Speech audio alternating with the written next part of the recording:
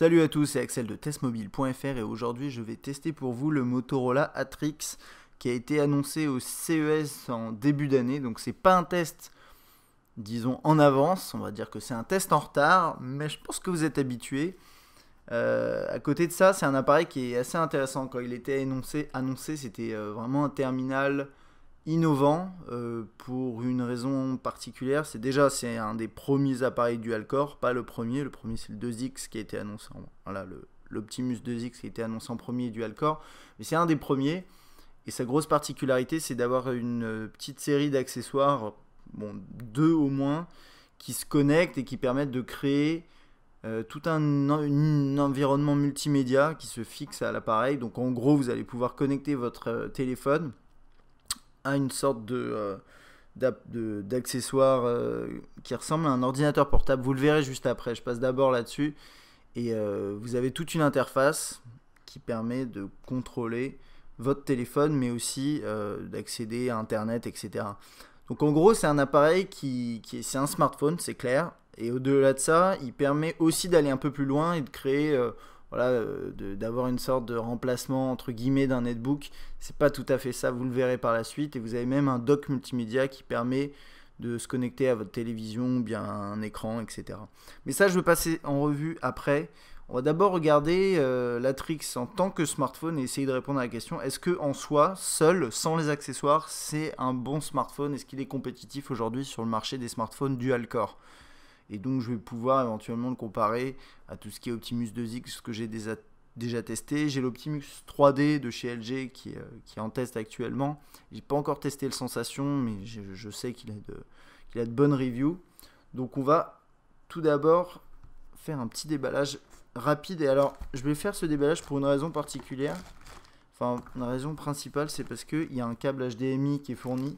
Et je trouve ça suffisamment bien pour le souligner. J'ai vérifié, je suis pas le seul à l'avoir eu, donc a priori il est commercialisé avec. Est-ce que vous avez d'autres? Des écouteurs, un câble HDMI, micro HDMI, si je me trompe pas, ou mini HDMI, je sais plus, non, ça c'est du micro. Ok, vous avez un câble USB, micro USB, vous avez un adaptateur pour le chargeur, donc ici c'est du USB, et des notices. Et vous avez même une petite mention d'Orange, pour, je pense si vous le prenez chez Orange, qui vous dit quel forfait prendre, parce que c'est un smartphone qui consomme pas mal de data, etc. Bon, c'est sympa de prévenir. Et on voit derrière sur la boîte de quoi il parle. Et il parle justement ici de tout ce qui est accessoires. Donc avec ce qu'ils appellent ici le lapdock. J'ai eu un petit peu de mal à trouver le nom au début. Enfin, je croyais que ça s'appelait WebTop. C'était un peu confus dans ma tête. Je vais vous expliquer tout ça un petit peu après. Clavier et souris sans fil que vous pouvez acheter pour connecter. Et en fait, avec tous ces accessoires, vous arrivez à la fin à finalement, potentiellement, pas avoir besoin d'ordinateur à la maison. Dans les faits, c'est vraiment différent. Mais l'idée, elle est un petit peu là, quoi. Si vous avez des besoins essentiellement web, ça peut être intéressant. Mais vous le verrez. Ok. Donc l'Atrix, c'est un appareil qui a un écran 4 pouces. Donc c'est un écran plutôt entre guillemets petit par rapport à ce qu'on trouve sur du dual-core en ce moment. Donc je sais pas, je fais référence par exemple à l'Optimus 3D ou à d'autres appareils où c'est 4,3 etc. Mais bon, ça reste quand même un grand écran, surtout chez Motorola où on a vu par exemple sur un défi où l'écran était quand même beaucoup plus petit. C'est du QHD en termes de résolution, donc c'est intéressant, 540 x 960. Vous le verrez par la suite. Android 2.2.2 avec Moto Blur, ce qui est un petit peu décevant, mais c'est pas le seul à proposer encore de la 2.2. Donc bon, on va se dire ok, pourquoi pas. 16 Go de mémoire interne, 1 Go de RAM, un processeur dual-core 1 GHz avec une puce Tegra 2. Donc vous allez pouvoir accéder à la Tegra Zone a priori et faire fonctionner les jeux. Je ne vais pas le faire là parce que j'en ai déjà parlé sur le test du 2X. En gros, vous savez à peu près ce que c'est. Appareil photo 5 mégapixels qui permet aussi de filmer en 720p. Et bon, 5 mégapixels, pourquoi pas. Moi, je pense que ça suffit aujourd'hui. Mais peut-être que certains d'entre vous seraient un peu déçus de ne pas trouver un peu plus. N'oubliez pas que cet appareil a été annoncé en début d'année. Hein. Donc là, en ce moment, tous les derniers smartphones tombent en 8 mégapixels. C'est assez... voilà, c'est normal que ce soit du 5 ici. Et au niveau du prix, c'est un appareil qui coûte 400 € nu, à partir d'environ environ une dizaine d'euros avec forfait. Et c'est les accessoires qui commencent à coûter cher. Bon, 400 € nu, c'est pas donné, hein. Mais le lapdoc que vous verrez après, il coûte entre 200 et 300 €, ça dépend où vous l'achetez. Vous pouvez l'avoir à 200 € à la Fnac par exemple. Et la station multimédia, un petit peu évoluée. Je crois que vous avez deux types de stations. En tout cas, celle qui permet de se connecter à un écran et à votre télé, c'est environ 100 €, 90 €, 100 €. Voilà. Donc bon, ça commence à faire un petit peu cher. Et vous n'avez pas a priori de pack avec l'ensemble, à part sur des opérations spéciales. Mais j'ai pas entendu parler de ça. Ok. De face, vous avez une caméra frontale ici. En bas, des boutons sensibles, comme on a l'habitude de voir, donc classique Android. Sur le côté ici, le bouton de volume. Rien en dessous à part sûrement le micro qui doit être caché quelque part par ici. Là dans la grille ou je sais pas trop. Ok, ici on a deux choses. On a un micro USB là. Et ça c'est micro HDMI. Donc ils sont côte à côte pour une raison particulière. C'est que quand vous le branchez, vous le posez comme ça. Et ça va se plugger, ça va se brancher ici. C'est assez bien fait. Et bon bah... je sais pas, regardez un peu, ils sont un peu abîmés à force d'avoir été utilisés. Je pense qu'à la longue, les plastiques doivent s'abîmer ici. Je me rappelle quand j'étais à l'OMWC, on avait vu un Atrix qui avait pas mal été utilisé. Donc c'était un peu abîmé le plastique, mais bon, hein, c'est normal. Ici, c'est un bouton Power On-Off, verrouillé, déverrouillé, et qui est aussi un lecteur d'empreintes digitales. Vous le verrez après, ça peut être intéressant si vous avez envie d'un peu de sécurité. Donc là, passage du doigt sur le capteur, vous le verrez après quand je vais passer à l'interface. Appareil photo 5 mégapixels avec double flash LED, le haut-parleur en bas. Tout ça c'est du plastique, c'est pas l'appareil le plus fin sur le marché, mais il est pas non plus très épais. Je trouve que ça va, ça reste acceptable. Que dire de plus? Ouais, niveau finition, c'est complètement plastique, ça c'est sûr. Maintenant, l'appareil est compact, j'ai pas senti de craquement. Et pourtant, ça c'est un appareil qui a été vraiment pas mal utilisé, celui-là. Il circule auprès des testeurs depuis quelques mois maintenant. Donc ça va, c'est plutôt bon. Ok, on va passer à l'interface. Donc en fait ici pour le déverrouillage par empreinte digitale, je passe mon doigt dessus. Et voilà, ça va débloquer. Alors ça c'est un truc à configurer, ça prend même pas une minute. Et c'est plutôt sympa. Donc Android 2.2.2 avec Moto Blur, qui est une surcouche qui est pas la plus... Déjà moi je suis pas super fan, mais je suis pas le seul. Pour une raison principale, c'est que je trouve que elle est assez lente. Malgré le fait qu'on soit sur du dual core, j'ai l'impression que la surcouche est vraiment pas très très fluide. Je sais pas trop pourquoi. Mais ça on en reparlera un petit peu après. Tout ce qui est fluidité, vous le verrez. Notamment sur le web. Ok. Donc qu'est-ce qu'on a? On a bien sûr des systèmes de widgets, plusieurs pages d'accueil. Vous pouvez installer des widgets que vous téléchargez sur l'Android Market, ou bien il y a des widgets aussi ici Motorola qui sont proposés par défaut. Donc actualité, agenda, des contrôles de paramètres comme Wi-Fi, GPS, 4 photos, lecteur de musique connecté, vous le verrez après, le lecteur de musique. Accès aux réseaux sociaux, il faut savoir que MotoBlur c'est une surcouche assez sociale, très axée réseaux sociaux, mais je trouve qu'elle va pas au fond des choses, comme je sais pas, comme HTC Sense peut le faire. Enfin c'est assez étrange, vous le verrez après. Et c'est à peu près tout. Là vous avez voilà, vos widgets, vous avez la barre des notifications là-haut qui est plutôt vide. Il n'y a pas de contrôle là-haut comme peut le proposer Samsung par exemple. Je peux faire effacer de façon assez classique. Il n'y a pas de pinch sur l'écran. Par contre, si vous appuyez une deuxième fois ici sur le bouton Home, vous accédez aux différentes pages comme ça.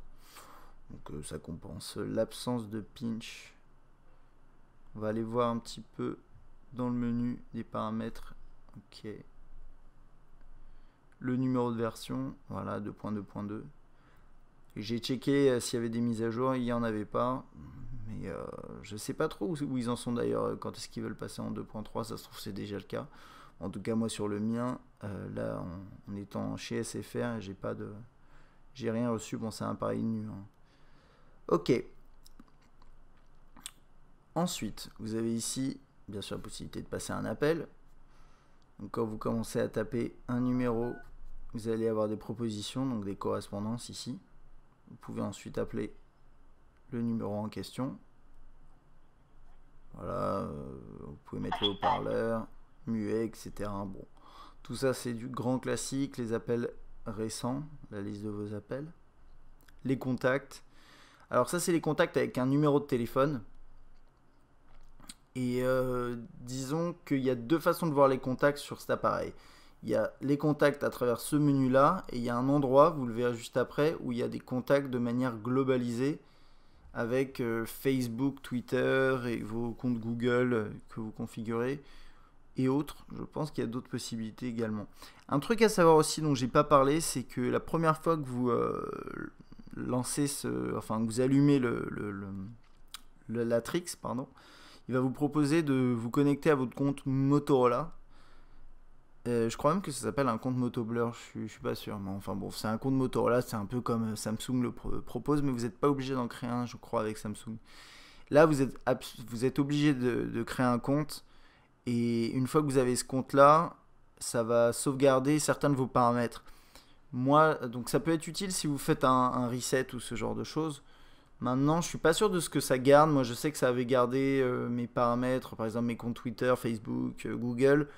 Mais il y a eu quelques bugs d'ailleurs quand j'ai fait un reset. Enfin, vous le verrez, je vais vous en parler de ça parce que j'ai trouvé un truc un peu étrange. Mais, en gros, voilà, tout ça pour dire que vous avez ce système de compte Motorola et si vous le créez, ça vous permet normalement de sauvegarder toutes vos données. En tout cas, tous vos paramètres de compte ici. Donc là, je suis dans les contacts et ça, c'est des contacts plus génériques. Il y a l'intégralité de vos contacts, donc on voit la liste ici. Tous les contacts, Facebook, Google et Twitter. Donc là j'ai ces trois possibilités, enfin ces trois regroupements. Donc ça par exemple c'est du Twitter. Voilà, donc si bon, je vais vous montrer, si je lance un compte, j'accède à ça avec la possibilité de voir ses profils liés. Hop, je peux voir ses messages. Donc si je lance ça, j'accède à ça, je peux faire un retweet, je peux même lui envoyer une réponse, etc. L'interface n'est pas trop travaillée, je trouve, mais bon, ça reste pratique. Et là, c'est l'historique des communications avec moi. Je crois que c'est que les DM, mais il y a peut-être aussi les replies. Comme ça, c'est mon compte test mobile. J'envoie pas beaucoup de messages. Donc là, on va essayer avec ce compte-là. Vous voyez, là, il y a un DM qui s'affiche. Donc c'est un DM que j'ai envoyé à une personne. Enfin, en tout cas, au compte Samsung Zone. On peut le voir ici par exemple aussi également. Là, il va y avoir plus de DM, voilà. Je vais voir si j'ai pas échangé des. Oh non, j'ai pas échangé, je me suis pas envoyé de message. Donc ça c'est avec Twitter et Facebook. Ah bah tiens, il a retrouvé la synchronisation. Bon bah justement ici il avait perdu la synchro Facebook, moi tant mieux. Ok, donc là c'est un compte qui synchronisait plutôt avec Facebook. Et ici j'ai ces mises à jour Facebook, donc de statut qui s'affichent pas parce qu'il n'y en a pas. Et par contre ici j'ai juste un appel sortant. Et normalement j'ai aussi les messages. Alors ça c'est il y a des trucs vraiment bizarres. Vous avez les messages privés également qui s'affichent normalement. Et là ils s'affichent pas. Pourtant je sais qu'il y en a. Et ce qui est sympa avec Facebook, bah je sais pas si je vais pouvoir vous montrer ça du coup, mais c'est que vous avez une sorte de conversation qui se crée directement dans la fiche de contact. Et je vais retourner sur cette personne et on va essayer de voir si on peut voir ça. Sinon, tant pis. Hein. Ouais, non, j'ai même pas la possibilité de voir les messages. Normalement, quand je fais Facebook, il y a écrit, je crois, envoyer un message ou un truc comme ça. Je sais pas. C'est un peu. Il y a des trucs comme ça qui sont un peu étranges. Je suis pas connecté, c'est peut-être pour ça. Enfin, bref. Voilà. En gros, vous avez cette possibilité-là. Et ça, c'est dans les contacts. Là, ici, vous avez la possibilité de voir toutes les updates sur les réseaux sociaux. Donc que ce soit Facebook ou Twitter, là il se passe des choses que sur mon Twitter, donc c'est pour ça que j'ai que Twitter. Et là j'ai tous les différents messages qui ont été envoyés. Et je vais voir si j'ai pas autre chose. Je peux vous montrer quoi. Allez, on va vous montrer ça. Hop, donc là j'accède à l'historique avec le compte qui s'appelle Test Mobile FR. Et je peux par exemple, ouais, donc ça c'est plutôt tweet. Voilà, bon là je vois des messages qui ont été envoyés sur Facebook. Et si vous voyez, ça fait des discussions, je trouve ça plutôt bien. C'est bien fait ça. Par contre, vous l'avez pas pour Twitter. Il n'arrive pas à rechoper l'historique des DM, des DM envoyés pour créer une conversation. Ok, et comme vous voyez ici, il y a des petits widgets comme ça, très sociaux. Enfin, très sociaux. En gros, je vais en remettre un autre. Toc. Je vais rester appuyé. Widget Motorola. Là, vous avez réseau social. Vous pouvez ensuite cocher le nom du widget. Vous pouvez lui mettre un nom. Activer ça, le service que vous voulez. Et sinon, c'était pas exactement ça que je voulais vous montrer, mais ça tombe bien, c'est pas ça non plus. Attendez juste une petite seconde. Voilà. Si je prends par exemple lui, ensuite je peux sélectionner ce que je veux afficher. Donc imaginons ça, ça et ça. Toc. Je peux en mettre que 2 apparemment. Et là j'ai un raccourci rapide vers cette personne. Si je reste appuyé dessus, je peux le déplacer, je peux le supprimer. Et ensuite, j'ai même un système de redimensionnement des widgets qui est plutôt bien. Ça fait penser un peu à TouchWiz. Et ça, je sais pas si c'était intégré déjà dans... en plus, c'est vachement libre. Enfin, c'est plus libre que TouchWiz quand même. Après, les infos sont un peu réorganisées de façon bizarre, mais par exemple quand c'est trop petit. Mais là, ça va, par exemple. Je sais plus ce que je voulais dire. Oui, sur le défi, je sais plus si ça y était. Il me semble que non. Dans ce cas, ce serait une petite update. Si ça y était, bah dites-moi hein, si vous savez ça. Et là, en tout cas, ouais, je trouve ça vachement bien. Ça marche bien. Pas de soucis. Ok. On va passer au menu principal. Donc, vous accédez en appuyant là. Et donc, on a plusieurs choses. On a les actualités. Donc ça, c'est si vous avez des flux RSS, j'en ai pas mis. Vous avez aussi, là, il y avait écrit ça, conseils et astuces. Donc vous avez toute une série de conseils et astuces par rapport à votre écran d'accueil. Et d'ailleurs, quand vous démarrez pour la première fois la trick, vous avez une vidéo que j'ai regardée, parce que j'ai pris le temps de la regarder et elle était vraiment pas mal. Elle explique un peu comment fonctionne l'appareil dans ses grandes lignes, hein, c'est en 4 minutes.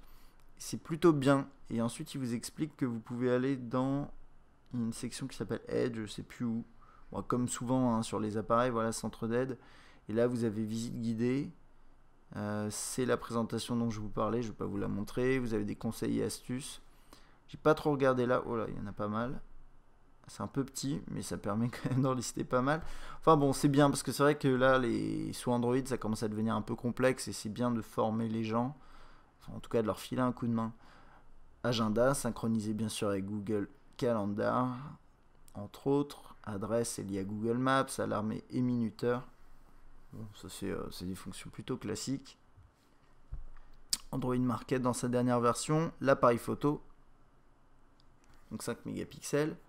Prendre une photo, vous restez appuyé là. Il n'y a pas de bouton dédié hein, pour prendre de photos. Donc là, le focus n'était pas vraiment fait. J'ai désactivé, je crois, les sons à la prise de photo, mais vous pouvez les mettre. Donc il y a 2 endroits pour accéder aux options. Il y a cette barre sur le côté, vous pouvez appuyer aussi ici, paramètres. Vous avez quelques options également ici. Donc on a résolution des photos. Attention à un petit truc, par défaut c'est 16:9 qui est coché. Et 16:9 en fait ça nous fait du 3, je sais plus trop combien de mégapixels. Cocher 5 mégapixels si vous voulez avoir la meilleure résolution. Après vous pouvez changer ça. Et là ici on a résolution des vidéos qui est configurable également. Donc 720p, 480 et d'autres options. Donc ouais, les bruitages, c'est ça, je vous parlais de ça tout à l'heure. Ensuite ici on a quoi? Les modes de scène. Donc pareil que sur le défi, il y a ce système où il faut défiler pour régler le mode de scène. Et moi je trouve ça pas top hein. J'aime pas du tout même. Je trouve ça pas idéal. Surtout que là sur les modes de scène ça apporte rien d'avoir l'aperçu puisqu'il n'y a pas de changement quoi. Je sais pas si sur le mode macro, non. À mon avis, ça change absolument rien. Donc, par contre, sur les effets, là, ça a un intérêt. Puisque ça change. Mais je trouve ça quand même pas top. Vous avez vu au passage, il y a quelques effets. Et il y a aussi un mode macro ici. Flash, on-off. Et inactif, actif. Donc, non, j'allais dire on-off et automatique, pardon. Toc, avant, arrière. Ça c'est pour utiliser la caméra pour la visio. Et puis c'est tout ici pour l'appareil photo. Vous verrez, je mettrai comme d'habitude des exemples de photos sur le test écrit. Ensuite, en mode vidéo, vous filmez comme ça. Vous n'avez pas d'option pour faire pause. Vous pouvez faire couper, stop par ici. Là, vous avez vu en bas à gauche, vous avez toujours un aperçu de du dernier visuel capturé. Donc avec la galerie qu'on verra un peu après. Et là ici pareil, les paramètres, ça c'est global. Et ensuite là vous avez les scènes, extérieur, concert et quotidien. Effets, donc avec différents effets, pareil vous pouvez, bon, si vous voulez filmer en noir et blanc, ce genre de choses, pourquoi pas. Un mode torche, ça c'est top, ça utilise les deux LED. Un mode visio on va dire. Et puis c'est à peu près tout. Pareil, ici je mettrai un exemple. Donc interface,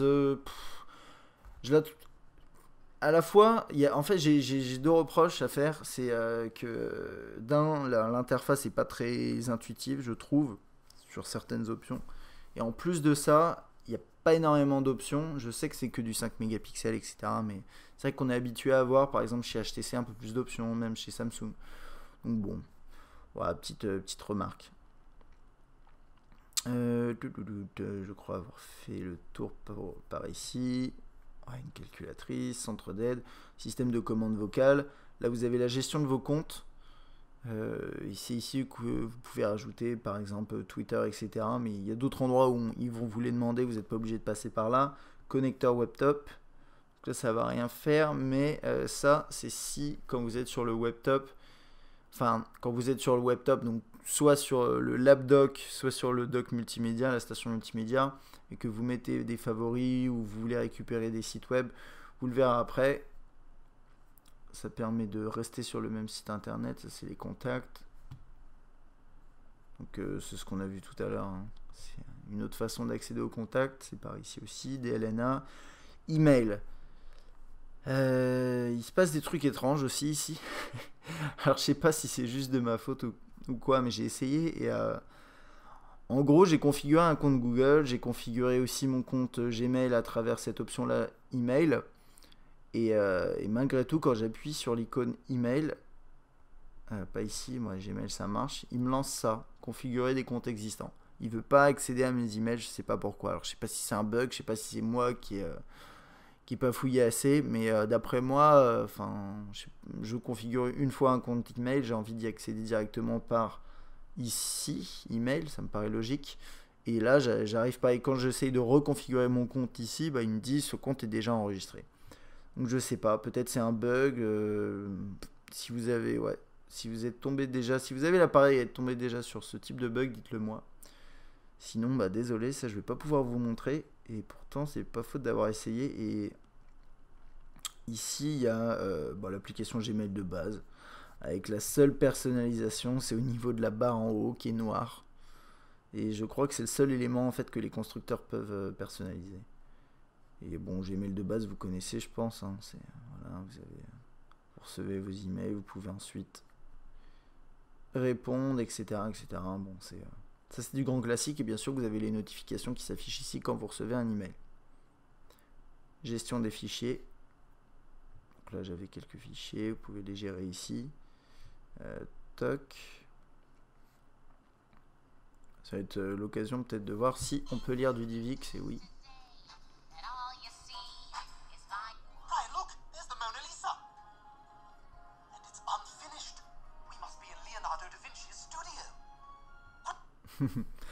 Voilà, donc on peut lire du DivX. Et puis pour le reste, vous le verrez après dans la galerie et le lecteur musical. Bien sûr, tout ce qui est lecture de film, c'est super fluide. Avec son processeur dual-core, il n'y a pas de souci. Et d'ailleurs, en parlant de performance, je l'ai passé sous Quadrant. Et les résultats sont plutôt bons. Meilleurs que par exemple Optimus 3D. En puissance brute, en tout cas. Après, moi, je trouve que dans l'interface, c'est moins fluide. Il y a un truc dont j'ai pas parlé par rapport à la fluidité, mais c'est parce que j'ai pas encore abordé le sujet. Mais le fait que ce soit un écran QHD, c'est bien. Mais à côté de ça, ça va provoquer un gain de performance dans l'interface qui est pas toujours décelable, mais je trouve que sur le web ou des choses comme ça, ça va se sentir puisqu'il y a plus de pixels à gérer. Et moi personnellement je le ressens et ça me gêne un petit peu quand je compare à d'autres appareils plus fluides. Mais c'est un élément à prendre en compte. Voilà, il faut savoir que la résolution est plus élevée et ça justifie d'une certaine façon cette petite perte en fluidité. Est-ce que c'est quelque chose qui peut vous déranger ou pas? À voir. Mais comme vous voyez là, en soi il est pas lent. Mais voilà, moi j'avais ces petites remarques à faire. Alors là, on est dans la galerie et ce qui est intéressant, c'est que Motorola personnalise la galerie à travers MotoBlur et c'est un des rares à le faire. Il y a HTC aussi qui le fait, il me semble. Donc là, on a toutes les photos. Donc je peux faire défiler mes photos. Donc, ça va, je dirais, bon, on va voir. Moi, je trouve que les transitions, elles sont pas très fluides, mais après, c'est peut-être le manque d'animation, je ne sais pas. Ok. Ouais, bon. Ça va quand même. Pinch to zoom. Et là, pareil, c'est des photos qui sont un peu lourdes, mais regardez, voilà. Moi, je trouve que c'est un peu lent, quoi. Quand on... Je vais zoomer un peu. C'est pas extrêmement... C'est pas super fluide, pourtant, c'est juste une image zoomée, dézoomée. En soi, c'est censé être des tâches, d'après moi, qui doivent pas lui poser de problème. Et je trouve qu'il est pas extrêmement fluide, et ça me frustre un petit peu. Ensuite, j'ai l'accès à la pellicule, ça c'est les photos que j'ai pu prendre avec l'appareil. Bon, je prendrai d'autres photos bien sûr pour le test vidéo. Et là, on a la possibilité d'accéder à l'appareil photo directement en appuyant ici. Petit dernier truc que je voulais voir, c'est au niveau des options quand vous êtes là. Vous avez information, quelques infos, donc résolution ici c'était du 12 mégapixels avec un réflexe. Donc fichier qui fait 3 MO, c'est peut-être un peu lourd pour lui, mais c'est pas censé être quelque chose de difficile à gérer. Envoi rapide. Alors ce qui est intéressant ici, c'est que vous pouvez, quand vous configurez vos comptes Twitter et Facebook, dire quel compte par défaut va être utilisé pour envoyer des images. Et ensuite vous pouvez utiliser envoi rapide pour l'envoyer. Là je l'avais pas fait. Partager également ici. Là vous pouvez choisir votre compte où vous souhaitez l'envoyer. Ce qui est intéressant ici, c'est qu'il n'y a pas Twitter ni Facebook qui s'ajoutent. Je ne sais pas pourquoi. J'ai l'impression qu'ils ne communiquent pas avec les services intégrés au téléphone. Je ne sais pas. Après, il y a envoi rapide, hein, comme je vous disais, pour le faire. Sinon, plus, définir comme et paramètres. Ok, pas grand chose. Et puis c'est tout. Si je veux modifier, il y a quoi? Modifier image. Ok. On a un éditeur de photos. Je dis ok parce que je ne l'avais pas vu. Et je crois pas qu'il soit dans le menu principal.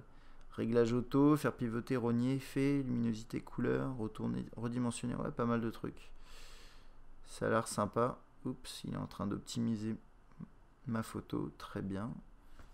On peut pas zoomer comme ça. Bon, ok. Un éditeur de photos. Non, je ne veux pas l'enregistrer, merci. Voilà.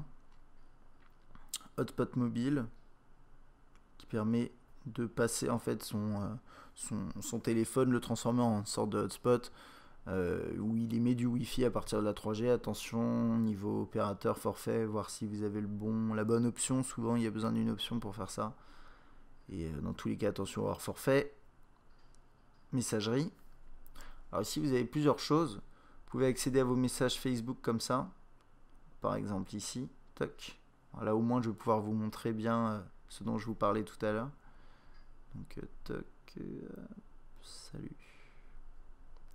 Bon, là, je suis pas encore trop à l'aise avec le clavier, surtout à une main. Ça, j'aime bien. Ça, c'est vraiment sympa. Et ici, il y a écrit vous et un ami. A priori, c'est possible aussi de faire des discussions avec plusieurs personnes. Ensuite, il y a Twitter ici, donc avec les DM, que je vous ai déjà montré tout à l'heure. Et ensuite, SMS, MMS. Et après, si vous allez dans boîte universelle, vous aurez tout qui se regroupe. Voilà. Donc là, je suis dans les messages qui se regroupent par conversation, par contact. Toc, voilà. Par bulle. Donc ça, très classique. Vous rentrez là. Le A, j'arrive pas à l'entrer. Toc. Envoyer. Et ça va pas partir. Si, ça va partir, mais je l'envoie au 0000. Très bien. Et on va en profiter du coup pour parler saisie de texte. Alors sur Latrix, par défaut, il y a 2 modes de saisie de texte. Il y a ce clavier-là, avec saisie prédictive, correction, etc. Et il y a Swipe, qui est aussi préinstallé, comme sur les appareils Samsung. Voilà. Je pense que vous connaissez Swipe, ça permet d'écrire des mots en traçant des traits entre les lettres, avec un système de reconnaissance, etc. Pareil, enfin de saisie prédictive. Mode de saisie, je vais retourner sur celui-là parce que c'est le plus intéressant. Donc comme ça, en mode portrait, bon, c'est assez petit quand même, mais ça reste utilisable. Maintenant, moi je le trouve franchement très moyen. J'ai testé, c'est bon, écran 4 pouces, c'est pas tout petit non plus. Sur le Desire S, qui a un écran plus petit, si je me trompe pas, c'est du 3.7. Et je trouvais que le clavier virtuel par défaut était plus intéressant parce qu'il était tout simplement plus performant. Quand je tapais, je faisais moins d'erreurs, etc. C'est une question d'habitude aussi. Mais là, j'ai activé tous les modes de correction. Et vous voyez, par exemple, si je vais taper salut, là ça marche, mais tout à l'heure il manquait le A et il m'a pas corrigé. Il écrit SLUT, qui en français veut rien dire, en anglais c'est autre chose. Mais bon. Voilà, si je mets ça, ok. Je sais pas, en français, il me semble qu'on n'a pas de mot qui fait CA. Et pourtant, quand je fais ça, j'aimerais bien qu'il me mette par défaut la CDI. C'est des petits détails. Peut-être qu'il apprend au fur et à mesure si ça fonctionne comme SwiftKey, ce genre de choses. Bon, dans tous les cas, ce que vous pouvez faire si vous n'aimez pas celui-là, si vous l'aimez pas du tout, vous pouvez très bien télécharger d'autres claviers virtuels sur l'Android Market. Et ça vous permettra d'avoir une meilleure saisie texte si vous n'aimez pas celui-là. En mode paysage, il fonctionne comme ça. Là, par contre, vous avez vraiment la place qu'il faut. Vous avez même un mode qui fonctionne à la voix. Donc, généralement, ça fonctionne assez mal. Ok.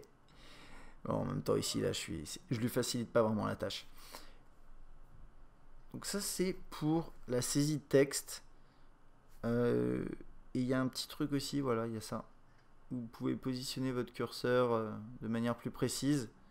Et ça, c'est bon, ça peut être pratique si vous voulez corriger une faute dans un mot, etc. Ok, je crois qu'on a fait le tour sur cette partie-là. Donc messagerie, on va passer à la musique. J'en avais déjà parlé de ce fameux lecteur de musique, lecteur musical connecté, lors de mon test du défi. Et j'avais dit la chose suivante, j'avais dit il est bien, il est fonctionnel, mais il y a des fonctionnalités qui servent à rien et l'interface n'est pas très belle. Voilà, j'avais dit ça grosso modo. Et là, il a pas changé, donc waouh. Il y a plein d'artistes. Alors en fait, apparemment, il y avait déjà de la musique dans l'appareil. Ok, super. Quelqu'un avait mis sa musique sans l'enlever.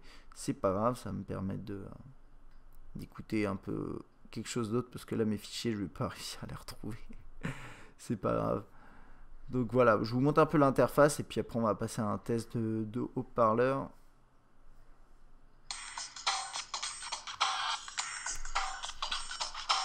Alors pour ceux qui ont vu le test du défi ou qui connaissent, la petite particularité de ce lecteur musical, c'est qu'il est connecté à différents services comme ici TuneWiki. Je ne sais pas si vous arrivez à lire en bas à droite, qui va aller chercher les paroles. S'il trouve les paroles, là il les trouve pas, je vais essayer de vous montrer. Je sais pas ça.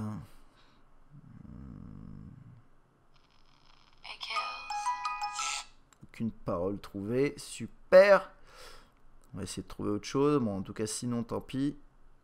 Mais voilà, il vous affiche les paroles. Man on the Moon. Ça devrait le faire là, non?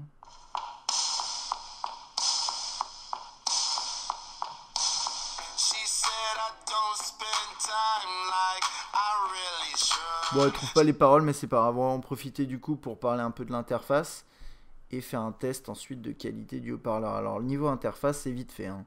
Vous avez la pochette en grand, vous avez la barre de progression ici, pause, lecture, suivant, précédent. Ici, vous avez envoyé un blip, parce qu'il y a un système de truc social. J'essaierai de vous remontrer ça un peu après, mais je crois que c'est lié soit à TuneWiki, soit à un autre système. Je sais pas exactement. Ensuite, dans les paramètres, ici, vous avez quelques options comme répétition automatique. Et à chaque fois, la question que je me pose, c'est où est-ce que ça se passe pour la lecture aléatoire? Et c'est ici. Voilà, vous pouvez lire ces chansons de manière aléatoire. Donc là, c'est par album ou par playlist. Donc on va faire un petit test de haut-parleur qui est ici.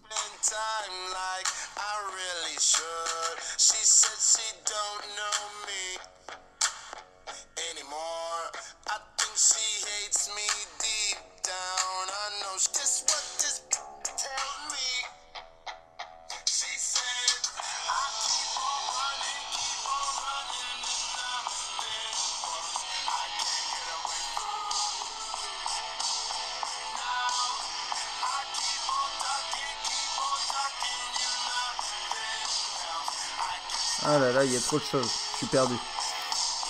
Peu importe. En fait, j'ai pas envie de rester dans le même genre à chaque fois et j'ai l'impression qu'il y a beaucoup de R&B, rap, hip-hop.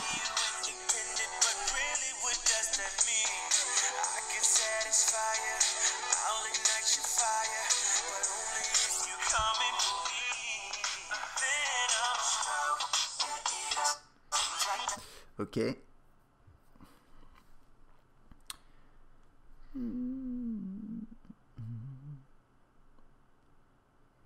Allez. Bon bah là, du coup, on voit les paroles.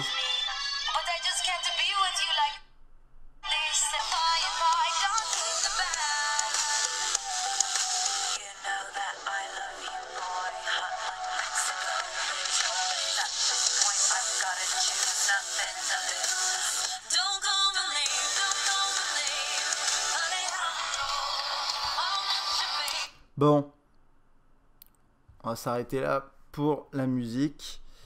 Moi, je trouve que le haut-parleur est vraiment pas mal. Il est assez puissant. Il y a quand même on ressent les basses. Vous le voyez pas là, sûrement trop dans la vidéo, mais enfin, en tout cas, moi, avec même le téléphone en main, je le sens, quoi. On sent les vibrations dans le téléphone, c'est toujours assez bon signe. Et ça crache pas, malgré le fait que j'étais à fond, alors c'était pas des morceaux super violents, hein. Mais c'est pas mal du tout. J'aurais bien aimé choper un de mes morceaux à moi pour pouvoir faire des comparaisons après, mais bon, tant pis, c'est pas grave. Ok. Non, on peut pas faire de recherche. On a les listes des chansons. On peut lire aléatoirement toutes les chansons, pourquoi pas, c'est une option intéressante. On a les playlists ici. Ensuite. Alors on passe au deuxième onglet. Là, on peut rechercher des clips musicaux sur YouTube. Donc, c'est des petites fonctionnalités comme ça. Ma bibliothèque vidéo, ça va vous mettre vos vidéos à vous. Qu'est-ce qu'ils disent? Ajouter des chansons à la bibliothèque en passant. Ok, à mon avis, c'est lié à YouTube. On va faire une petite recherche. Allez. Et comme j'ai Lady Gaga en tête, on va mettre Lady Gaga. Et puis au moins, avec Lady Gaga, on est sûr de trouver des trucs. Ok. Donc là, j'ai mis en recherche YouTube. Si je reste là-dessus, qu'est-ce que je peux faire? Ajouter à ma bibliothèque. Très bien. Et ensuite, ma bibliothèque vidéo. Et j'ai la vidéo de Lady Gaga. Je peux la lancer. Et elle se lance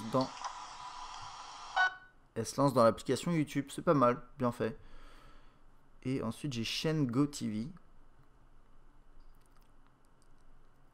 Je sais pas si ça a marché. Ok. Je crois que... Alors, c'est quoi? Moi, je connais pas GoTV. Si vous connaissez... Ok. Donc, a priori, c'est quoi? C'est un système où vous avez des clips, des choses comme ça. Là, je suis en Wi-Fi. Ok, ça a l'air de bien marcher. Bon, très bien, c'est intégré. Tout ça, c'est intéressant. Maintenant, c'est pas indispensable. Et je trouve quand même que l'interface du lecteur musical, elle est assez moche et pas très fonctionnelle par rapport à toutes ces options qu'ils nous rajoutent. Mais bon, on va pas s'en plaindre. Rechercher des chansons. Donc ça, c'est par rapport à TuneWiki, donc c'est pour les paroles. On a même un classement. On va voir ça.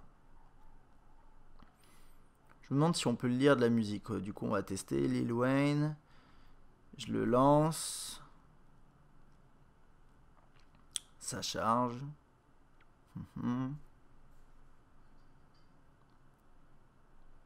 Ok. Il se passe rien. C'est pas grave. J'en ai essayé un autre. Puis si ça marche pas. Ok. Not Afraid. Ok, bon, ça va me lancer YouTube. C'est un peu la facilité. C'est vrai qu'il y a tout sur YouTube. Bon, ça c'était avec TuneWiki. Qu'est-ce qu'il y a d'autre? J'étais là, ouais. Carte musicale. Sur les ondes près de chez vous. Sur les ondes en France. Ok. C'est assez complet quand même tout ça, mais est-ce que c'est bien utile? Qu'est-ce qu'on peut faire? J'ai TuneWiki à Paris. On peut écouter de la musique diffusée quoi via TuneWiki. Est-ce que c'est TuneWiki? Est-ce que je sais pas. Bon, en tout cas, vous avez des options. En fait, je suis pas sûr de ce que c'est. Et il y a plein d'options sociales, musicales sociales, par exemple les blips. Donc, meilleur blip Twitter, meilleur blip Facebook. Ce genre de choses. Donc, c'est des sélections musicales sur les réseaux sociaux. Et là, on a SoundHound, qui est une sorte de Shazam. Ouais, c'était Shazam, c'est ça le nom. Ou bien il y en a pas mal d'autres applications qui reconnaissent les morceaux et qui vous permettent après, par exemple, de les acheter, ce genre de choses. Ok, je crois qu'on a fait le tour pour la musique. Et on va passer sur le web. Alors désolé, ce test, il est extrêmement long. En plus, je prends vraiment mon temps. Le truc, c'est que en fait, cet appareil, il est très long à tester pour plusieurs raisons. C'est une surcouche qui est assez complète. Et en plus de ça, il y a le webtop, enfin tout le système webtop à tester à côté. Et c'est vrai qu'après, ça fait long, quoi. Pour se faire une bonne idée de l'appareil, faut prendre son temps. Donc, désolé. Mais comme d'habitude, de toute façon, je mets un sommaire en début de vidéo. Donc, si vous avez envie de passer, si vous êtes arrivé jusqu'à là sans avoir utilisé le sommaire, je vous félicite. Ok, on va parler du web. Et surtout du fait que, enfin moi je suis un peu déçu parce que pour un appareil dual-core, je m'attendais à un peu plus de fluidité. Et vous voyez, Testmobile, c'est pas un énorme, c'est pas un site super lourd, franchement. Et c'est pas très fluide. Le zoom, là, je vais essayer, voilà. Ok, ça marche pas terrible. Ça marche, hein, on peut surfer, etc. Mais c'est juste que voilà, pour moi, c'est un appareil qui est censé afficher des performances bien supérieures à ça sur le web.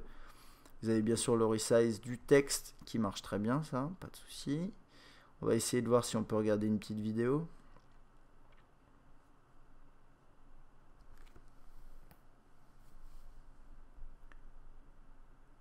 Voilà, ça charge.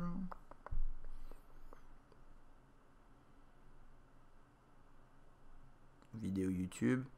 Bon, ça devrait marcher sans trop de problèmes, je pense.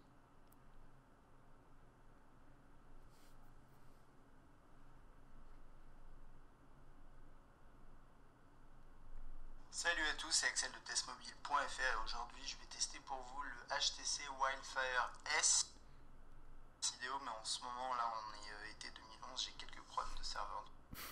Ça a l'air assez fluide.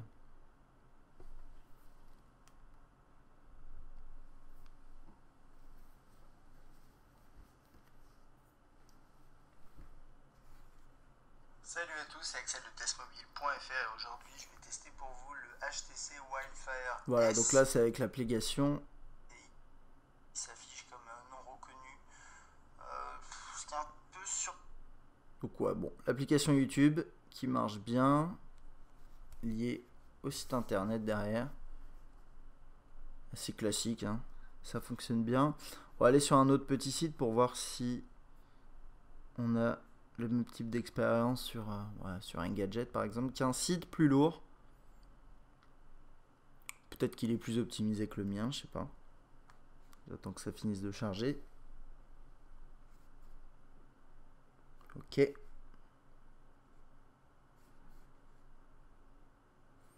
Alors le scroll, le défilement est plutôt bien. Mais bon, non, là ça va. Disons que avec des grands défilements, ça va. Après, on va essayer de zoomer un peu.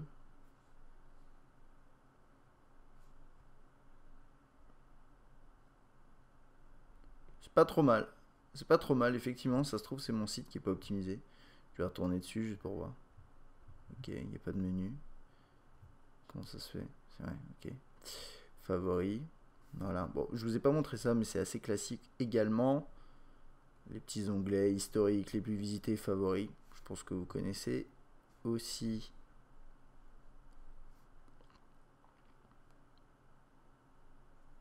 Je reviens vite fait sur Test Mobile pour confirmer ou pas ma première impression. Parce que ça se trouve, c'est juste moi qui ai pas bien optimisé mon site et du coup c'est un peu lent, mais on va attendre un peu. C'est bon. Bah non, en fait ça dépend. Alors sur les défilements longs, ça va là, mais il y a un petit délai quand même. Et c'était pareil sur Engadget. Et après sur les zooms, bah, c'est vrai que quand il accepte de zoomer, ça va. Mais il y a des moments, il veut pas zoomer quoi. Je sais pas, il y a des. Oula. J'ai dû cliquer. Oui, j'ai cliqué sur le bouton Facebook. Je me suis dit, mais qu'est-ce qui se passe? Ok. Donc ça, c'était pour le web. Donc le web, comme je vous l'ai dit, hein, moi je reste mitigé. C'est vrai que niveau fluidité, je m'attendais à mieux. Et j'ai testé par exemple sur l'Optimus 3D. J'ai comparé deux sites similaires l'un à côté de l'autre. Je ferai peut-être une vidéo d'ailleurs. Et je trouvais que c'était plus fluide sur le 3D. Voilà. Bon. Après, ça reste navigable. Par contre, dans les menus comme ça, c'est très bien. Il n'y a pas de problème. Need for Speed Shift qui est installé par défaut dessus. Je vais pas le lancer. À mon avis, c'est extrêmement fluide parce qu'en puissance brute, comme je vous disais, il fonctionne très bien. Donc, bon, on va pas prendre encore trop de temps là-dessus. Des outils PC et j'ai fait le tour. Ouais, là, j'ai fait vraiment le tour. Zinio, c'est un lecteur de e-books, mais il faut créer un compte. Que j'ai pas pu l'utiliser. Bon, alors je vais commencer, je vais conclure en partie sur l'aspect smartphone, sur la Trix. D'après moi, c'est un bon smartphone, il n'y a pas de problème. C'est juste mon problème, c'est pas par rapport dans sa globalité, il est bon. Il est pas excellent, mais il est bon. Mais il y a pas mal de petits points qui m'ennuient au niveau de Moto Blur. C'est le fait que il y a un problème de cohérence déjà, je trouve, et on a vraiment l'impression qu'ils ont construit cette surcouche par patch qu'ils appliquent les uns sur les autres, avec des trucs où par exemple, je sais pas, regardez, on est ici, ça a cet aspect graphique là, donc avec les effets bleus, etc. Quand on arrive là-dedans, c'est assez propre, c'est vachement fluide et tout, et puis après, je sais pas, on va vouloir aller là-dedans, et là on retrouve des onglets et toute une interface à la Android de base, mais de vraiment basique. Ensuite après dans les contacts ici, bah, pour une raison étrange, il n'y a que 3 contacts et puis après quand vous allez ici vous avez les contacts regroupés. Enfin moi j'ai l'habitude d'utiliser un petit peu Motoblur, donc je sais comment ça fonctionne, je trouve pas ça cohérent mais je sais comment ça fonctionne. Je me pose la question de est-ce qu'un utilisateur lambda il va arriver, il va ouvrir pour la première fois la boîte voilà, de son Atrix, il va l'allumer, est-ce qu'il va réussir à l'utiliser l'utiliser facilement dès le début, est-ce qu'il va trouver qu'il y a une logique à tout ça? Je sais pas. Les défilements latéraux ils sont bien mais c'est pas forcément super intuitif de comprendre ce que ça veut dire en haut là. Bon, je pense quand même que les. Ouais, si, bon. Je suis un peu dur là, je pense que les gens comprennent. Mais c'est. Je sais pas, c'est un tout. Moi, j'aime pas trop cette surcouche, hein, ça changera. À mon avis, je change pas. Je trouve quand même que c'est mieux que sur le défi parce que l'appareil est plus fluide. Mais il manque un petit truc. Et puis, il y a aussi niveau intégration sociale. Par exemple, là. On peut aller jusqu'à... ici, vous le voyez pas, mais en plus, c'est bizarre parce que tout à l'heure, vous l'avez vu dans les messages. Mais on peut aller dans les contacts jusqu'à voir l'historique des DM, enfin des messages avec la personne, mais on peut pas visionner les photos. Et un truc que je vous ai pas montré, si vous appuyez sur Facebook ici, afficher le profil, il va aller charger la version mobile de Facebook et non pas... Alors elle est très bien la version mobile, il n'y a pas de problème, mais c'est juste que j'aurais bien aimé avoir la possibilité d'accéder à ces photos directement ici. Si on peut accéder à ces messages, pourquoi pas ces photos, ce genre de choses. Et après, il y a une question de aussi bug. J'en ai rencontré pas mal, comme je vous disais, avec les synchronisations avec les comptes, etc. C'est un peu pour parler très franchement, c'est un peu le bordel. J'ai passé pas mal de temps avant de comprendre comment fonctionnaient toutes les synchronisations. Et encore, il y avait des incohérences. Et comme je vous ai montré tout à l'heure, j'arrive toujours pas à accéder à mes emails. Donc c'est un peu bizarre. Voilà. Je dis pas que vous aurez les mêmes problèmes, c'est juste que moi là, aujourd'hui j'ai ces problèmes là et pourtant j'ai essayé de faire fonctionner le truc et j'arrivais pas. Voilà. Mais sinon, en termes de puissance brute, c'est un excellent smartphone. C'est un des plus puissants sur le marché. En dual core 1 GHz, c'est un des plus performants. Au niveau des benchmarks, il s'en sort excellemment bien. Donc si vous faites fonctionner des jeux, ça marchera très très bien. Et puis c'est à peu près tout, hein. Un petit reproche, c'est pour moi le lecteur musical qui est un peu étrange aussi. Déjà, moi j'aurais bien aimé qu'il y ait une cohérence graphique avec le reste, mais c'est pas trop le cas, par exemple par rapport à l'accueil. Mais bon, ça c'est un détail, mais c'est plus, voilà, c'est très très brut. Et à côté de ça, on a des fonctionnalités qui servent entre guillemets à rien, qui sont rajoutées. J'aurais peut-être préféré, comme pour le défi, hein, je vais dire la même chose, mais ça change pas, hein. C'est avoir une interface peut-être un peu plus travaillée, plus de fonctionnalités en accès rapide et pas forcément tous ces petits trucs là qui sont ajoutés qui d'après moi servent pas à grand chose. C'est intéressant d'avoir les paroles, etc. Je dis pas, mais est-ce que moi personnellement je préférais avoir une interface plus complète de base que avoir les paroles qui s'affichent en dessous quand j'écoute un morceau, ce genre de choses. Bon, après vous serez peut-être pas du même avis et j'espère d'ailleurs. C'est à peu près tout pour cette partie pour le côté smartphone. On va maintenant passer aux accessoires que j'ai avec moi, à savoir le lapdoc et la station multimédia.